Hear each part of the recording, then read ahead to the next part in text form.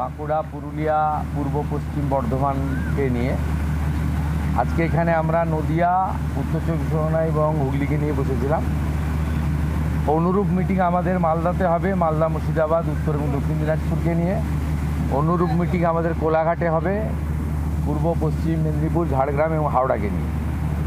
আমরা মূলত যেটা জোর দিয়েছি, শর্ট টার্মে নির্বাচিত এমএলএদের সঙ্গে প্রশাসনের সমন্বয়। একটা নতুন ব্যবস্থা চালু হয়েছে, যেখানে শাসকের আইন নয়, আইনের শাসন। নতুন একটা বিশ্বের সর্ববৃহৎ রাজনৈতিক দল, যে দল নেশন ফার্স্ট মন্ত্রে বিশ্বাসী, তারা জনতা জনার্দনের আশীর্বাদ নিয়ে ক্ষমতা পেয়েছে। নতুন ব্যক্তিরা এমএলএ হয়েছেন, মন্ত্রী হয়েছেন, মুখ্যমন্ত্রী হয়েছেন। আমাদের ভিশন কি, আমরা কি চাইছি, কেমনভাবে রাজ্য চালাতে চাইছি, আমাদের সংকল্পপত্র কি, এটা প্রথমেই অ্যাডমিনিস্ট্রেশনের সর্বস্তরে পৌঁছে যাওয়া দরকার। সেই উদ্দেশ্য নিয়েই আমরা কিন্তু এই পরিক্রমাগুলো করছি। আপনারা এর আগে মিটিংগুলোতে দেখেছেন কত কোটি কোটি টাকা খরচ করা হয়েছে। এই কলকাতা থেকে কল্যাণী আসতে 1 ঘন্টা লাগে এখন জাতীয় সড়কের যুগে, সেখানেও হেলিকপ্টার ব্যবহার করা হয়েছে। এখানে কত রকমের খাওয়ারের ব্যবস্থা, নিশ্চয়ই সারাদিন আছে, দুপুরবেলা একটু খাওয়ার দিতে হবে। এখানে কত গাড়ির মেলা, এখানে অফিসাররা গাড়ি শেয়ার করে এসেছেন। রাস্তা বন্ধ, 3 দিন ধরে দক্ষযজ্ঞ, 3 কোটি 4 কোটি টাকা করে এর আগে খরচ হয়েছে। আমরা এইগুলো আপনারা দেখছেন যে সাইলেন্টলি, চুপচাপ, যেটুকু ন্যূনতম না করলে নয়, সেই ব্যবস্থার মধ্য দিয়ে এই সরকার জনগণের কল্যাণ করতে চায়, নিজেদের বৈভব ক্ষমতা দেখাতে চায় না। সেই জন্যই আমরা করছি। মিটিং খুব ফ্রুটফুল হচ্ছে। আমরা এত ডাক পাইনি 5 বছর। আমি প্রথম দিন থেকেই বলেছিলাম প্রশাসনিক মিটিংয়ে আমরা সব এমএলএদের ডাকবো, আর বিশেষ বিশেষ এমপিদের ডাকবো। আজকে বিশেষ বিশেষ এমপিদের মধ্যে বারাসাতের এমপিকে আমরা বিশেষভাবে ডেকেছিলাম, এসছেন উনি। আর আমাদের দলের এমপিদের আমরা ডাকছি সব জায়গায়, কারণ আমাদের এমপিদেরকে বিডিওরা পর্যন্ত, ওসিরা পর্যন্ত তাদের ফোন ধরতেন না। এই সিস্টেম তো ঠিক না। আমরা এখানে বলেছি, আইপিএস আইএসরা জানেন একটা পাবলিক রিপ্রেজেন্টেটিভকে কীভাবে রেসপেক্ট দিতে হয়। মহারাষ্ট্র সরকার করেছে যে কোনো নির্বাচিত প্রতিনিধিকে যদি অনার না দেন, কীভাবে অনার দেবেন সেটাও স্টেট ক্যাডার এবং ন্যাশনাল ক্যাডারে বলা আছে। এগুলো আমরা এখানে করেছি, বলেছি। এবং আজকে এখানে বসিরহাটের অনেক অপোজিশনের এমএলএরাও যুক্ত হয়েছিলেন, তাদের মধ্যে একজনকে বলার সুযোগও আমরা দিয়েছি। আমরা চাই যে কেন্দ্র রাজ্য ডবল ইঞ্জিনের সুফল মানুষ পাক, এবং কেবলমাত্র নির্বাচনের সময়ই রাজনৈতিক কচকচানি হোক। সারা বছর আমরা কনস্ট্রাকটিভ আইডিয়া নিয়ে কাজ করি। আপনাদের মাধ্যমে মাননীয় প্রধানমন্ত্রীর 12 বছর সম্পূর্ণ হয়েছে। ভারত সরকার 5ই জুন বিশ্ব পরিবেশ দিবস থেকে 21শে জুন বিশ্ব যোগা দিবস ন্যাশনাল প্রোগ্রাম ডিক্লেয়ার করেছেন। পশ্চিমবঙ্গ সরকার এই ন্যাশনাল প্রোগ্রামে পার্টিসিপেট করছে, আমরা ঘোষণা করেছি। 5ই জুন রাজ্যের সমস্ত ব্লকে এবং পুরসভাতে, ইনক্লুডিং কর্পোরেশনে, মায়ের নামে একটি গাছ লাগানোর কর্মসূচি হবে। প্রত্যেক বিধায়কদেরকে অরণ্য দপ্তর, পরিবেশ দপ্তর, দুটো দপ্তর নোডাল থাকবে। তারা ফলের গাছ দেবেন এলাকায় বিতরণ করার জন্য, এলাকায় লাগানোর জন্য। 12 থেকে 20 জুনের মধ্যে 3 দিন জনকল্যাণ শিবির করতে বলা হয়েছে ভারত সরকারের পক্ষ থেকে। আমরা 3টে ডেট বেছে নিয়েছি, ওয়ার্কিং ডেট 15, 16, 17। আমরা সিএসের মাধ্যমে প্রশাসনকে বলেছি স্কুলে যেন না হয়, যাতে ক্লাস হ্যাম্পার না হয়। বিডিওরা এবং পুরসভার ক্ষেত্রে সিওরা, আর কর্পোরেশনের ক্ষেত্রে কমিশনাররা দায়িত্বপ্রাপ্ত হবেন। বিধায়করা এবং যে এমপিরা সেখানে চিফ গেস্ট হবেন, ইনোগোরেটর হবেন। সব জায়গায় জনকল্যাণ শিবির হবে। সেখানে ভারত সরকার এবং রাজ্য সরকারের চালু থাকা এবং আগামী দিনে আসতে চলা সমস্ত স্কিম আমরা তার বেনিফিট মানুষকে দেব এবং সচেতন করব। 15, 16, 17 জুন, 21শে জুন বিশ্ব যোগা দিবস। আয়ুষ ডিপার্টমেন্ট, যা পশ্চিমবঙ্গ সরকারের হেলথ ডিপার্টমেন্টের অন্তর্গত, এবং স্পোর্টস ডিপার্টমেন্ট মিলে করবে। পুলিশ থেকে, স্কুল থেকে, এনসিসি থেকে, নানা এনজিও অর্গানাইজেশন উৎসবের মতো পৃথিবীর 200টা দেশ ভারতের যোগা দিবসকে গ্রহণ করেছে। আমরা বিচ্ছিন্ন ছিলাম, আমরা এবারে যুক্ত হলাম। উৎসবের মতো হবে। আয়ুষ ডিপার্টমেন্টের প্রোটোকল মেলে যেখানে যেখানে পাবলিক যোগা হবে তার আগে 2 দিন রিহার্সাল বা তাদের যা প্রোটোকল আছে, প্রোটোকল ভেঙে হঠাৎ করে যোগা পালন করতে কেউ যাবেন না, ছবি তোলার জন্য যাবেন না। সেই প্রোটোকল মেনে তারা করবেন। আজকে একটা নীতিগত সিদ্ধান্ত নিয়েছি, ক্যাবিনেটে এটা অনুমোদনের জন্য আমি রাখবো। আয়ুষ দপ্তরকে আমরা হেলথ থেকে আলাদা করছি। আমরা আয়ুষ মিনিস্ট্রি আলাদা করব এবং আয়ুষের ক্ষেত্রে আমরা একজন ভালো কম্পিটেন্ট অফিসারকে দায়িত্ব দেব করে আয়ুষের যে অপরচুনিটি রয়েছে গোটা দেশে, সেই অপরচুনিটিকে আমরা কাজে লাগাবো। আজকের সমন্বয় মিটিংয়ে প্রথম হচ্ছে কোঅর্ডিনেশনের কথা বলা হয়েছে, দ্বিতীয় বলা হয়েছে হেলথ সেক্টরকে প্রায়োরিটি দিতে, তৃতীয় বলা হয়েছে প্রি মনসুনের কাজকে প্রায়োরিটি দিতে, 4 বলা হয়েছে স্বাস্থ্যসাথীকে আয়ুষ্মান ভারতে কনভার্ট করা এবং লক্ষ্মীর ভাণ্ডারকে অন্নপূর্ণা যোজনায় কনভার্ট করার কাজ শুরু করা। আগামীকাল বিকেলে নবান্ন থেকে আমি এবং সংশ্লিষ্ট দপ্তরের মাননীয় মন্ত্রী, সিএস, এফএস এবং অন্য আধিকারিকদের উপস্থিতিতে অগ্নিমিত্রা পাল এবং আমি একটি ফর্ম পাবলিশ করব, যেই ফর্ম অন্নপূর্ণা যোজনায় ফিল আপ করতে হবে। এবং আমরা কালকেই বিস্তারিত বলবো, কারণ এনরোলমেন্ট যখন যত তাড়াতাড়ি করবেন তত বেনিফিট আমরা দিতে পারবো। আমাদের অন্নপূর্ণা যোজনার প্রক্রিয়াটা শুরু হয়ে যাবে কাল থেকে। যেমন যেমন ফর্ম ফিল আপ হবে তেমন তেমন 3000 টাকা ট্রান্সফারও শুরু হয়ে যাবে।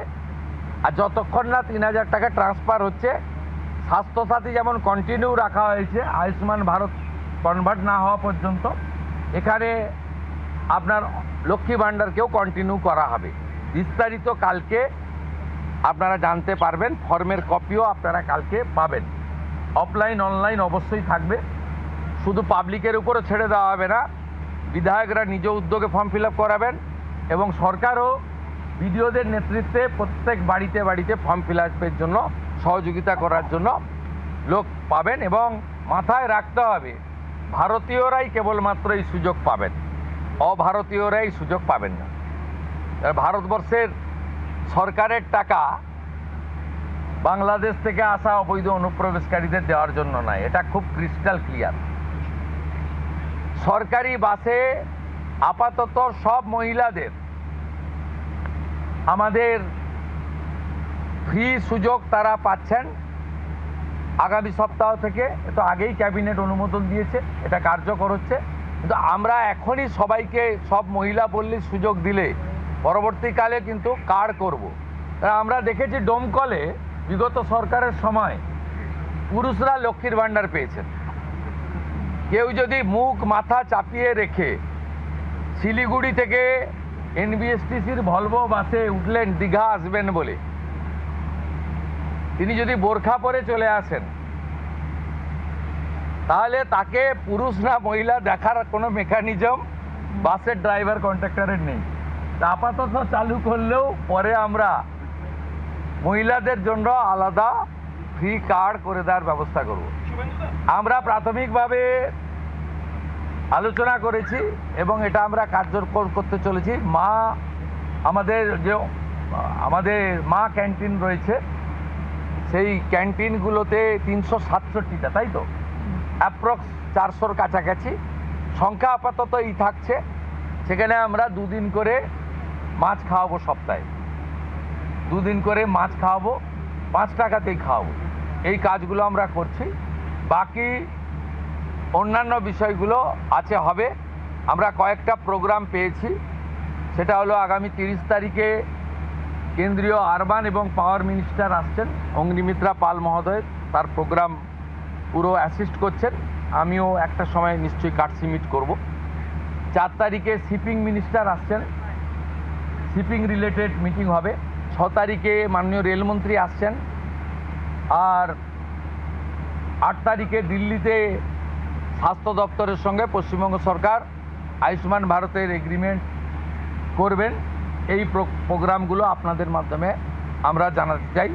আমাদের সরকার, আপনাদের সরকার আগামী সপ্তাহ থেকে মুখ্যমন্ত্রীকে বন্ধ হয়ে যাচ্ছে, তার জায়গায় আমরা নাম দিচ্ছি আপনার সরকারকে বলুন। আর পুরনো যে নাম্বার ছিল ও নাম্বারেরও বদল আসছে। এই সংক্রান্ত বিস্তারিত যেদিন আমরা লঞ্চ করব সেই দিন আপনাদেরকে নাম্বার জানাবো। নামটা আমি আজকেই জানিয়ে দিলাম, আপনার সরকারকে বলুন। মাননীয় রাজ্যসভার সাংসদ শ্রমিক ভট্টাচার্য মহোদয়কে নাম ঠিক করার জন্য সরকার পরামর্শ চেয়েছিল, তিনি এই নামটা ঠিক করেছেন। মুখ্যমন্ত্রী হিসেবে আমি সেই নামটা গ্রহণ করেছি। आज सुबह से देखा जा रहा है बहुत सारे लोग जो है हाथीपुर बॉर्डर, बहुत सारे बॉर्डर पे जमा हो रहे हैं, वो बॉर्डर क्रॉस करना चाह रहे हैं। क्या ये जो ऑर्डर आपने किया था, स्टेट गवर्नमेंट ने किया था, होल्डिंग सेंटर हर एक डिस्ट्रिक्ट में होना चाहिए, उसके बाद डर के मारे जो है लोग बॉर्डर क्रॉस करना चाह रहे हैं? ये एग्जिस्टिंग फॉरेनर्स एक्ट है, कोई नया कानून नहीं है। और ये लोग चला जाना चाहिए। और उनका बांग्लादेशी जो नागरिक है उनका लेने का जिम्मेदार तो है उनका। तो जब हम लोग यहाँ से बोल रहा था तब वहाँ से उनका जो स्पोक्स पर्सन है, मैं देखा था सोशल मीडिया में और यूट्यूब में आया, जो उन्होंने बताया जो बांग्लादेशी है वो तो हम लोग ले लेगा। तो ये सब बांग्लादेशी है, इसको ले लेना चाहिए। लेकिन ये लोग को, पुलिस को हम लोग बता दिया जेल में भेजने का जरूरत नहीं है। देश के रुपया में खाना खाएगा, कपड़ा देगा, मेडिसिन देगा। एक दामाद है ये लोग। जल्दी जल्दी भागो, जल्दी जल्दी भागो, नहीं तो जो करना है सरकार करेगा।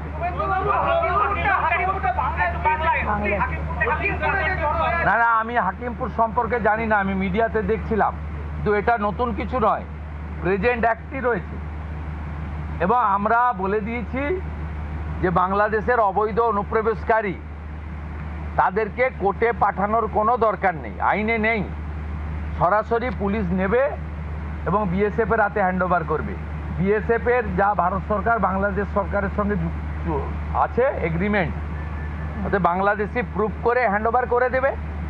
আমাদের জেলে 3 মাস 6 মাস 2 বছর রেখে আপনার চাল, আপনার ডাল, আপনার তেল, আপনার মাছ, আপনার ডিম, আপনার কাপড়, আপনার মেডিসিন ওদেরকে দেবো কেন?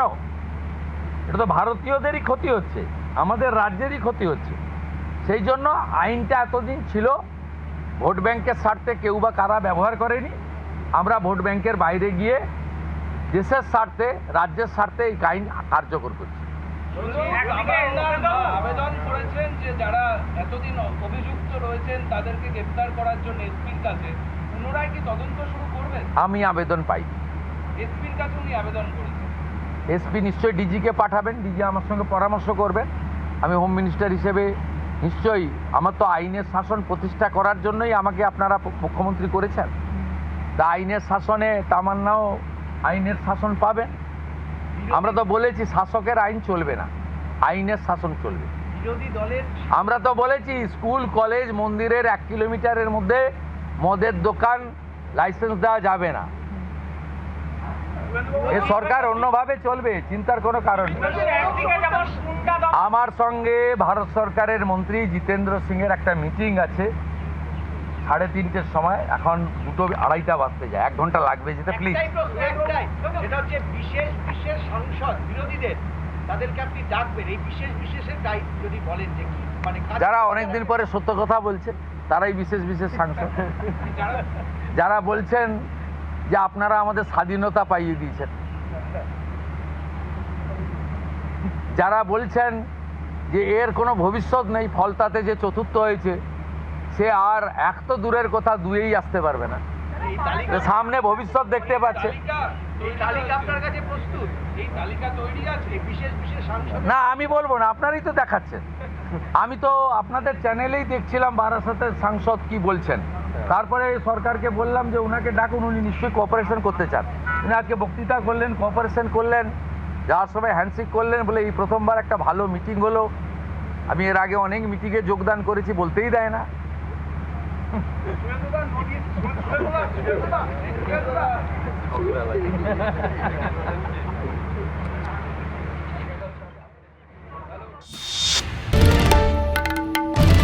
বাংলার আওয়াজ, বাঙালির আবেগ, জি 24 ঘন্টা।